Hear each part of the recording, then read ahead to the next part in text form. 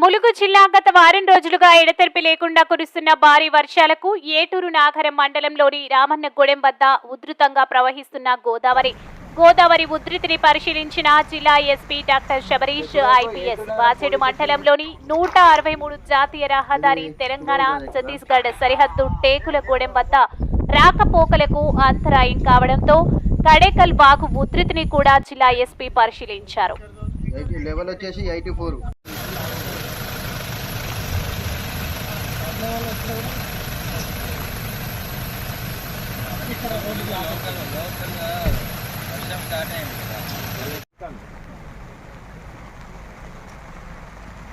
ఇప్పుడు వరకు 8 నగరం పోలీస్ స్టేషన్ లిమిట్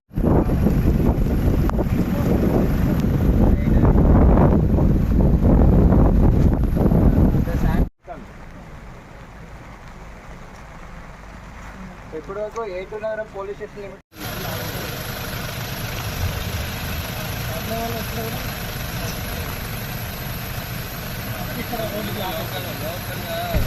వర్షం స్టార్ట్ అయింది.